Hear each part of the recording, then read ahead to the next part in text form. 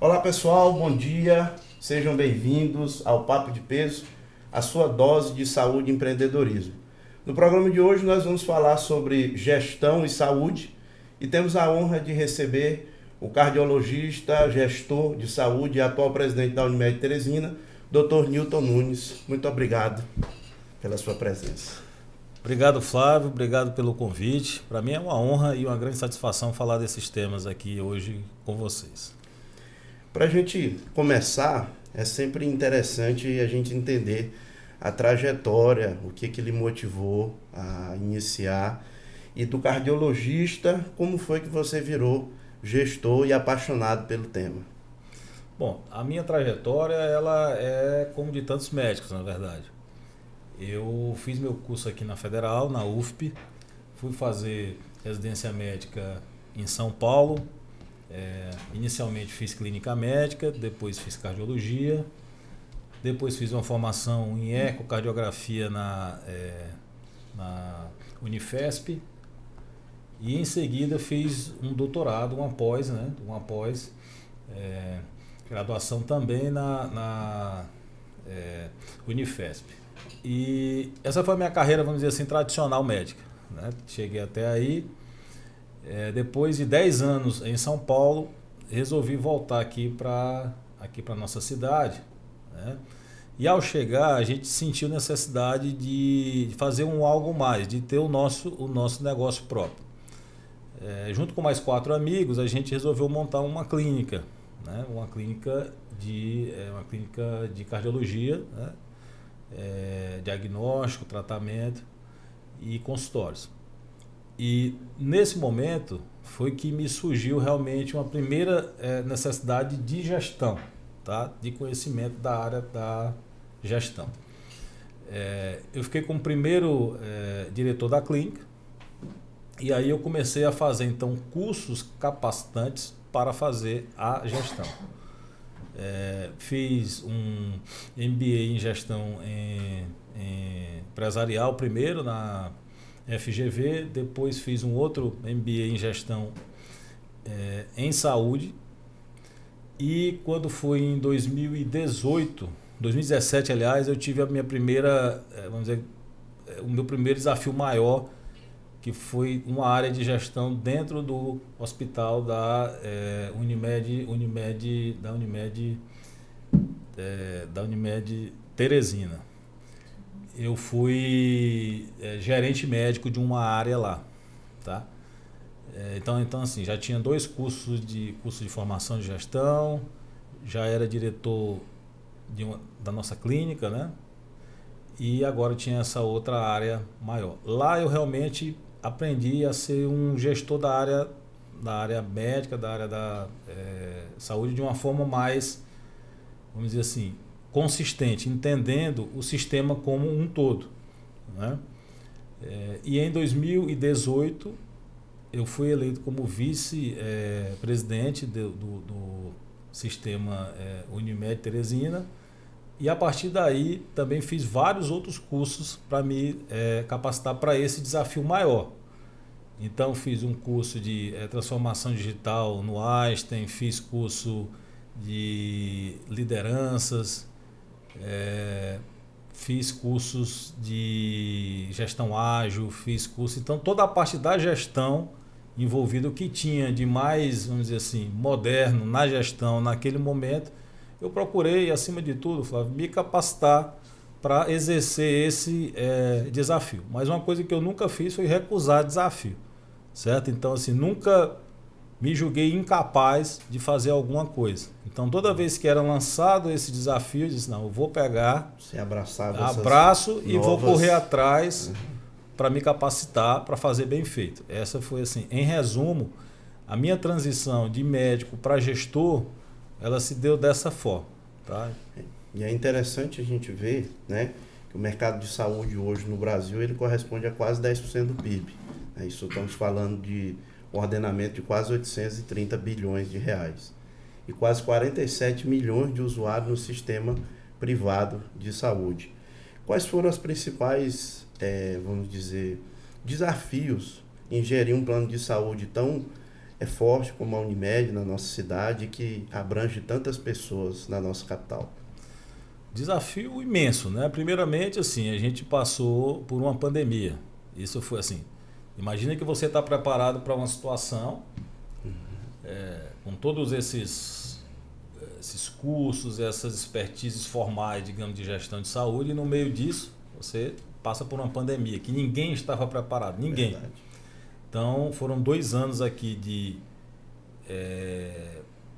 tendo que decidir praticamente diariamente o que fazer, o que comprar, insumo, medicamento, Gestão de crise, equipamento, uma gestão de crise durante 2 anos. Tá? Então mudou toda a lógica do nosso sistema. Então esse para mim foi um dos desafios assim que quem passou por isso, eu acho que está preparado para enfrentar qualquer coisa. Verdade. Porque a gente não tinha, Flávio, a mínima diretriz. Ninguém no mundo sabia o que fazer. Tu imagina isso, uma situação. Porque é muito fácil quando você tem histórico de uma coisa, você se baseia e faz. Mas quando você não tem histórico, você tem a incerteza, a imprevisibilidade. E toda empresa ela trabalha na previsibilidade, pelo menos mínima, né? Orçamento, receita, você tem que casar custo, receita. Então, quando você não tem para frente o que você vai gastar, porque você não sabe quanto vai fazer, né? Então, isso realmente foi o grande desafio que eu acho que eu passei na minha carreira de gestor, sem dúvida. A outra coisa de um plano de saúde, independente de qualquer coisa, é a gestão mais difícil que existe, que eu acho, porque ela envolve múltiplos públicos, múltiplos fatores. Ela envolve o consumidor, o beneficiário, o cliente, os prestadores, hospitais, ela envolve fornecedores, ela envolve medicamentos, equipamentos, próteses. No nosso caso, que é uma cooperativa, ela envolve médicos cooperados, que é uma outra seara diferente para você atuar. Imagina que você tem que equilibrar todos esses pratos, né? E não deixar cair, entendeu? Então, é uma gestão complexa, é uma gestão muito difícil, que o que a gente faz na prática, a gente tem muito contato com os outros gestores da mesma área e a gente discute quase que diariamente as nossas questões, benchmark. Eu gosto muito de fazer isso, né? Então, quer dizer, o que outras operadoras de saúde, Unimedes ou não, já fizeram ou estão fazendo, que estão mais maduros, que são maiores, que eu possa trazer para cá, eu trago e adapto. Tá? Então, assim, e lógico que tem soluções também que são locais, né? A questão do mercado de saúde, essa é outra dificuldade, ela é muito local. Então, aqui Teresina, o Piauí, ele tem uma realidade. Você vai para o sul, Santa Catarina tem uma realidade, entendeu? É um PIB mais alto, né? É um pessoal que tem um outro poder de compra. Aqui nós estamos falando de uma população pobre, uma população que mal consegue pagar as coisas básicas. E aí você vai oferecer um plano de saúde com uma concorrência muito grande, e eu acho que tem que ser, porque tem que ser para todos os públicos, né? Só para você ter ideia, só 25% das pessoas no Brasil tem plano de saúde. Então, de 210 milhões de pessoas, tem aí o que hoje 50 milhões, exato, mais ou menos, só o resto todo depende do SUS. Né? Então, assim, é um mercado que ainda tem muita coisa para ser feito, mas a população também não consegue pagar. E a saúde está cada vez mais cara. Então, é isso. Isso exige muito do gestor, né? E para o gestor equilibrar... tem que equilibrar a qualidade, a oferta dessa qualidade, com o ticket um pouco mais baixo, mas sempre pensando em prover o que de fato a gente se propõe a fazer, que é cuidar de pessoas. Isso é um desafio tremendo. Imagina, eu só dar alguns exemplos. Por exemplo, você vai lá para Santa Catarina, que é um estado que eu visitei recente, que é muito avançado, que já é um estado muito avançado, além de ser um estado rico, é um estado realmente em gestão, tecnologia, é muito mais avançado. A Unimed lá tem cerca, acho que quase 50% do market share do local. Certo. É diferente você trabalhar aqui, onde nós estamos com 25%, concorrendo com outro que está com 23%, não podendo cobrar um ticket maior e oferecer uma qualidade melhor. Então, assim, imagina que eu não posso cobrar um ticket que as outras cobram fora, né? E eu tenho que oferecer uma qualidade melhor porque eu tento me posicionar dentro desse estado como um plano de uma qualidade melhor. É certo. Assim que a gente Exatamente. tenta se posicionar. Então, esse é o desafio. Eu tenho o custo da saúde, que só aumenta. Eu não consigo repassar isso para o meu cliente por uma questão de mercado local, né, pela população mesmo. E eu tenho que manter a mesma qualidade e melhor. Né? Então, assim, esse é um desafio importante. E outra, todas as pressões que você tem nessa cadeia toda. E nesse momento que nós estamos vivendo, econômico, de inflação alta, todo mundo pressiona, porque as coisas aumentam. O funcionário pressiona para ganhar mais, o médico pressiona para ganhar mais, porque ele não tem mais o poder que ele tinha de compra antigo. E eu não consigo repassar isso para o cliente, porque no final das contas, quem paga tudo é o cliente na ponta. Certo. Porque você não tem mais margem, entendeu? Então, assim, outra coisa, outro dado que pouca gente sabe, um plano de saúde, ele trabalha com uma margem muito pequena, ele trabalha com uma margem entre 2% e 5% quando positivo. Uhum. Na melhor das hipóteses, ele está com 5%, entendeu? De margem. De margem líquida. Para você fazer um caixa e investir, né? Exatamente. Então, isso é muito estreito. E agora, um fenômeno que está ocorrendo agora depois da Covid, ou ainda com ela, é o quê? Há um aumento do uso do plano de saúde. Esse ano de 2022... E já começando nesse 2023, as pessoas estão usando mais o plano.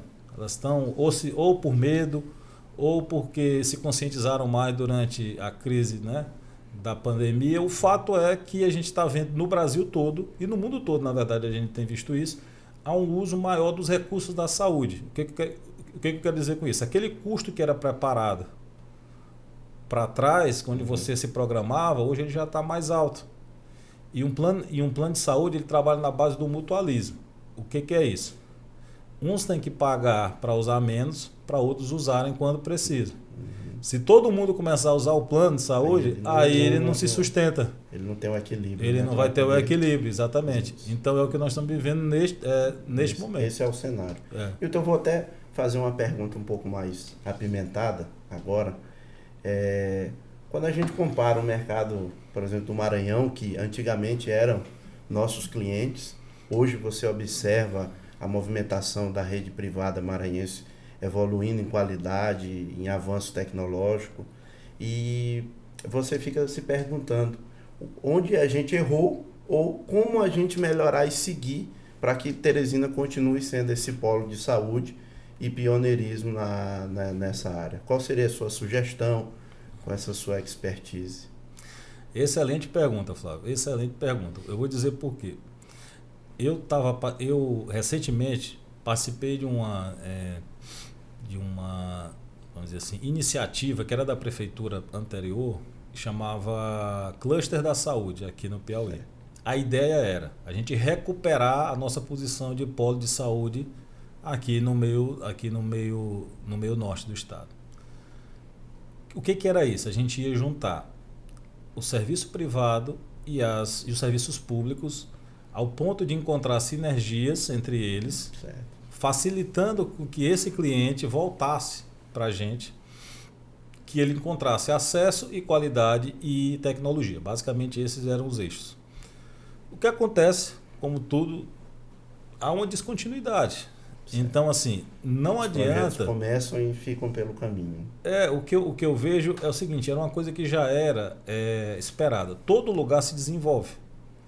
Então, aqueles que estavam contando... Por que quando eu cheguei aqui, que eu voltei de São Paulo, eu voltei em 2009, né? Então, tem aí 14 anos já que eu voltei. Quando eu voltei, ainda havia um fluxo muito grande de pacientes de outros estados para cá, movimentando esse mercado. Isso minguou de uma forma assim nítida, né? E o que aconteceu de fato, não só pelo Maranhão, mas pelo próprio Piauí e as outras cidades do interior também. É natural, se você vai formando pessoas, formando, as pessoas não conseguem trabalhar nas capitais, elas vão para onde? Elas vão para o interior, e melhora novos serviços, certo? Então, ir para o cliente também é muito mais conveniente ele ficar no seu lugar. Se ele percebe lá uma qualidade, que ele tem a segurança para ir naquela região, né, e faz tudo lá, ele não vem para cá. Ele só vem para cá quando ele entende que é um caso que ele não consegue resolver lá. Então há um filtro agora nesses locais, o que era esperado, porque o mercado daqui ele não cresceu.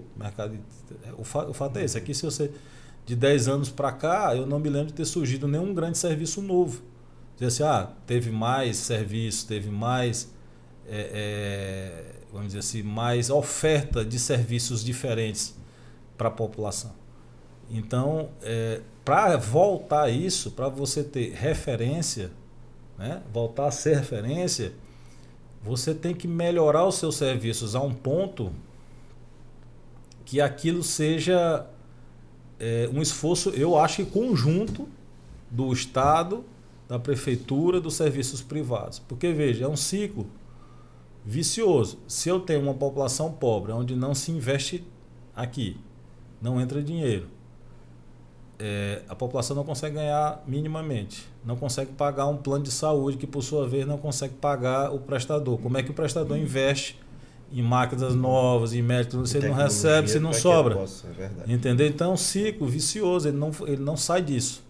O que aconteceu especificamente no Maranhão? Eles lá também receberam investimentos de grandes grupos. Lá entrou o Redditor, entrou DASA, são grandes empresas nacionais de saúde que enxergaram naquele mercado um mercado mais vantajoso, né? Por uma questão até econômica mesmo, geral lá, enfim. A gente sabe que o mercado do Maranhão é uma medicina mais cara, né? O paciente lá, tanto que tem paciente que vem por uma questão financeira. Exatamente. Entendeu?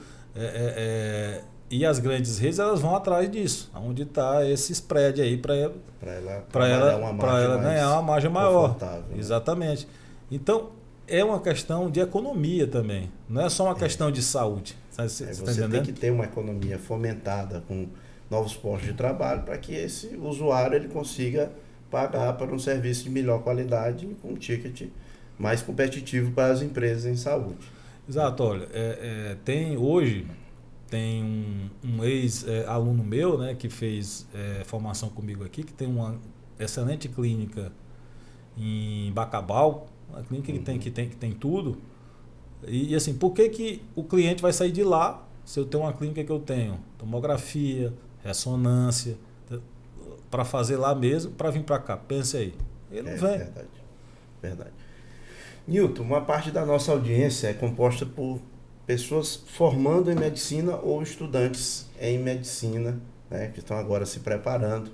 O que você orientaria essas pessoas que estão se preparando para daqui a pouco chegar ao mercado de trabalho? Qual o olhar que elas têm que ter para essa formação e com essa sensibilidade em gestão e saúde? O que ela pode somar para que ela saia um pouco mais competitiva nesse novo horizonte que se forma a saúde brasileira, né?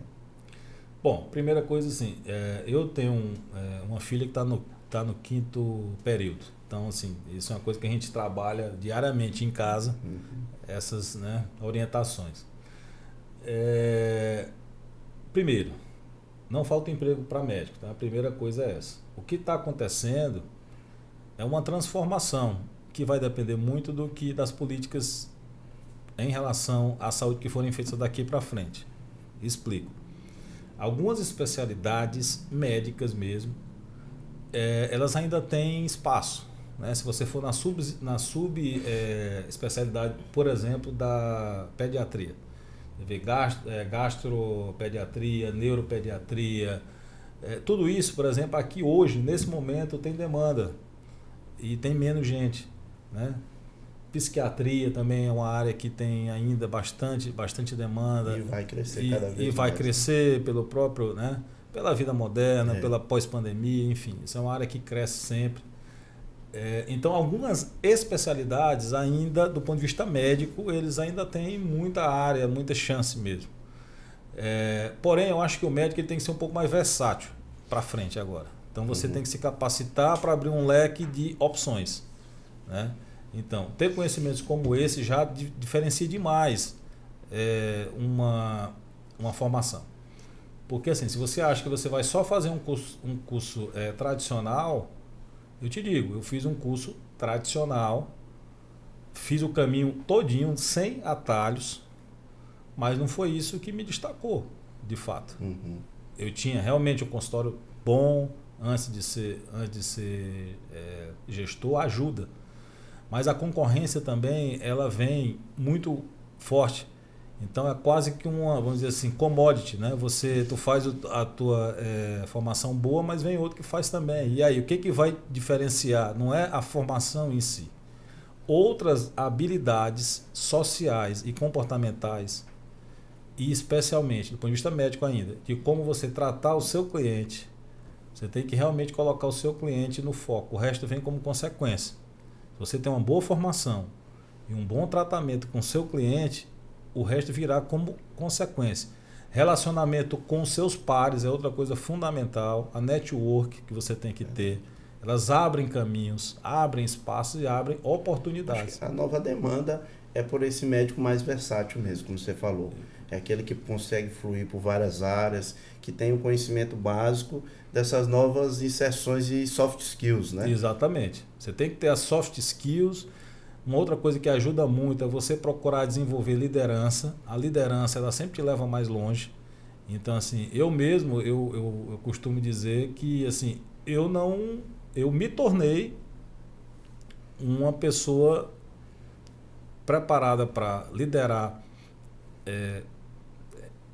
que se diz, na base do esforço pessoal. Então, exemplo, eu sempre fui tímido mesmo, tenho até um certo problema de fala, eu era gago quando eu era infante, gago mesmo que eu não conseguia falar, quando eu tinha uns 5 anos, 6 anos. Eu fiz curso de oratória, mais de um, cursos de liderança, técnica de liderança. Então, assim, são coisas que você pode não nascer com. Tem gente que é líder nato, isso é uma coisa. Mas tem gente que pode treinar, isso tem coisas que são treináveis, que você pode treinar e superar as suas dificuldades. Então, acho que o jovem médico ele tem que ter capacidade de liderança. Quando você é um médico, que você tem equipes, muitas vezes você vai ter que fazer esse papel, o papel do líder, o papel de quem toma decisão, o papel de quem assume risco, porque liderar e fazer gestão é assumir risco e você tem que arcar com aquelas consequências. E a outra coisa que eu acho importante para agora, o novo mundo, é a tecnologia. Então, o médico que não sabe de tecnologia e não está atento às novas e principalmente não ser resistente à tecnologia, porque ela sempre vem. Por mais que a gente ache que assim, você não deve pegar o fim do trem, entendeu? Então, assim, eu sempre vou, quando a coisa vai surgindo, eu já vou nela e vou ali, já vou acompanhando, porque essas coisas, elas são assim... E a gente só tem a ganhar quando você se permite aprender algo novo, né? Eu acho que esse seria também um mote central dessa busca de conectar o médico com essas tecnologias novas. Exatamente. Tem um cara na sua área que eu sigo, que é o Diógenes, você deve seguir ele também, né? Sim, sim. Que é da Anestec. Então, assim, é aquilo ali. Não é, pode não ser o extremo de ser um cara que é muito daquilo, mas você não pode ficar no seu mundo fechado e não abrir os olhos para as novas tecnologias que vêm aí, porque vai mudar muito. Verdade. Daqui dos próximos 10 anos, vem IA... metaverso, isso aí tudo eles vão encontrar a forma deles, digamos assim, acomodar, e a área da saúde é uma das mais tecnológicas que existe. Engraçado, então, até puxando um link para a sua área, eu vi agora que eles estão estudando cada vez mais a assinatura através da frequência cardíaca. A frequência cardíaca ela tem uma individualidade na maneira como o coração ele faz os seus ciclos, e isso pode ser visto até como uma digital, né? Eu li um artigo recente disso, achei muito interessante. Isso seria uma espécie de foco até desses países como a China, para fazer a monitorização individualizada de cada pessoa. Então aquela assinatura, aquele batido, aquele ciclo cardíaco, ele é daquele cara, a digital dele ali, então ele vai passando, você identifica para controles sociais. Isso tem um livro fantástico, que é o livro da Amy Webb, que é Os 9 Titãs da Inteligência Artificial, onde ela cita esse estudo. Interessante a gente pegar esse link do médico que olha para frente, né? Do médico que abraça as novas tecnologias. E aí eu lhe proponho mais uma pergunta. Quais são os novos projetos do Newton Nunes? O que é que você está olhando para frente? O que é que brilha? E o que é que você está motivado em trazer para a gente da maneira como você sempre traz? Bom, Flávio, assim, eu tenho mais 3 anos na minha gestão atual, né? Pretendo entregar a empresa de uma forma, né, equilibrada, desejável pelos médicos, que é isso que me empolga, e uma empresa ainda bem sólida e para os clientes entregando esse máximo de, vamos dizer assim, de qualidade. Passar por esse momento difícil que a gente está passando, mas isso que eu pretendo nos próximos 3 anos. Conjuntamente a isso, eu tenho projetos pessoais, como eu te falei antes aqui, de fazer uma mentoria, né, orientar novos gestores ou líderes ou quem queira. Já quero a minha vaga lá. Esse é um projeto que eu realmente tenho bastante experiência prática, o que é importante. Hoje a gente vê muito, o que eu chamo de gestor de palco, né? Gente que tem canal de YouTube, fala muita coisa e tal, mas quantas empresas você geriu, quantos cheques de 2 milhões você assinou, quanto risco você correu. O skin in the game, né? Exatamente, é skin in the game. Então, isso é o que tem sido a minha vida nos últimos, pelo menos nos últimos 12 anos, é correr risco real, né? Não é risco de palco. Então, eu quero passar o que eu tenho de experiência para outras pessoas mais jovens, porque eu precisaria, eu senti falta disso na minha carreira. Eu já comecei minha carreira de gestor já há mais de 35 anos.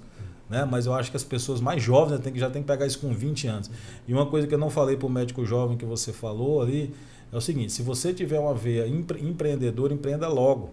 Empreenda logo. Não espere errar, fazer outro, entendeu? E empreenda logo. O startup enxuta. Isso. Né? Quanto mais cedo você empreende, mais você fica preparado para o jogo, que vai ser longo.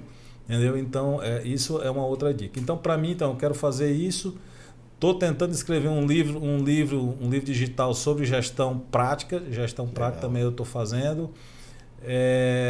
E aí estou com alguns projetos eu estou numa sociedade com uma plataforma digital também para botar esses projetos todos lá. E palestras também é uma coisa que eu gostaria de fazer também para frente, né? Eu gosto muito, Flávio, de passar o que eu sei. Esses meus canais que eu fiz é para compartilhar o conhecimento, na verdade, né? Que a gente estuda, e eu quero deixar lá como legado para quem vier, entendeu? Então, porque essa é uma área que eu gosto demais. A área da gestão em saúde é o que me faz vir aqui nesse dia para a gente fazer isso, entendeu? É a coisa que brilha, que brilha realmente os meus olhos. Aí. Muito obrigado. Para a gente finalizar, eu queria que você desse uma dica de um livro, ou um que você está lendo agora, um que marcou, para que a gente possa somar. Como você vê, a gente está aqui abraçado. Já estou aqui, já olhei na tua já temos alguns livrinhos aqui. Tá faltando a parte de gestão, eu ainda vou trazer. Mas eu queria que a gente finalizasse com esse livro, né? E uma mensagem final para a gente celebrar esse dia de hoje. Foi tão maravilhoso esse encontro. Olha, os livros são muito assim, porque você pega a experiência de outras pessoas e traz, né? Sem você precisar passar por aqui. Tem um livro que está ali, que eu gostei demais, chama Storytelling. Aquele que está bem ali no seu. Por quê? Esse livro, ele não é só... Até trazer aqui.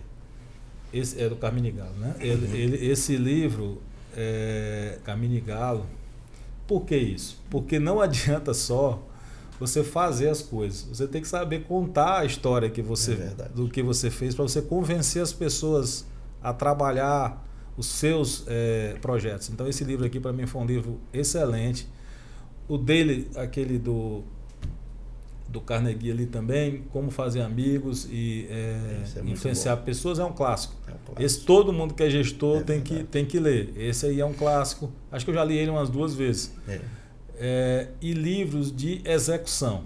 Tá? Então eu gosto muito da seguinte coisa: planejamento estratégico é uma coisa que eu gosto demais de planejamento estratégico, porque eu não consigo fazer nada que eu não planeje. Então, por exemplo, por isso que eu falei que o período da época lá da Covid foi difícil, porque a gente era diário o negócio, você não tinha um planejamento nem de médio prazo.